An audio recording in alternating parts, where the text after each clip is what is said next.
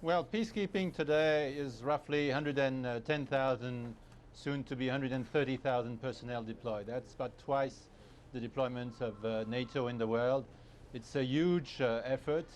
I think in the future, peacekeeping is going to be called upon not to be more aggressive. I think that's the wrong word. Peacekeeping is there to support people who want to consolidate a fragile peace. Well, the UN is celebrating 60 years, and of course, peacekeeping has been an extremely important activity for the United Nations. It saved millions of lives around the world, perhaps, but yet the last few years have been dogged by scandal after scandal, particularly under your watch. There's been sexual abuse, there's been trafficking in goods and people, there's been prostitution. The UN says there is a zero-tolerance policy, but we don't seem to see it being enforced.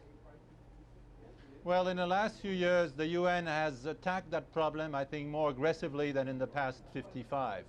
The fact is that we have been more transparent, and we have to be unrelenting. If we want to really stop sexual abuse, if we want to have the best behavior among peacekeepers, no misconduct, we need to have all the troop contributors on board. It has to be a comprehensive effort.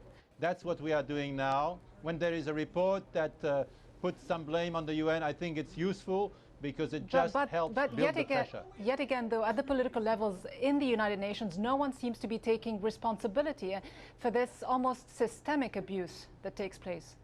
Well, there is a change ongoing. When you see that now whole units have been repatriated with the agreement of the troop contributing country, that officers have been punished.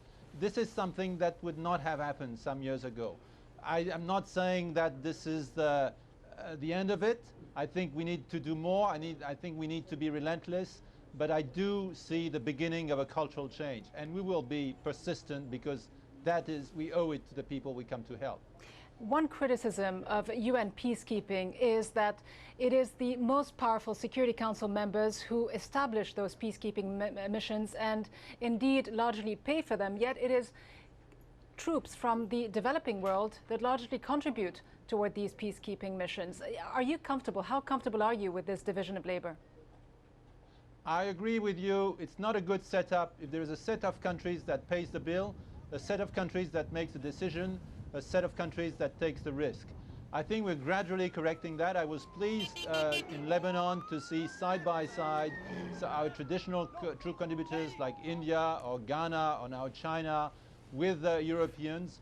I would want to see more of that all around the world.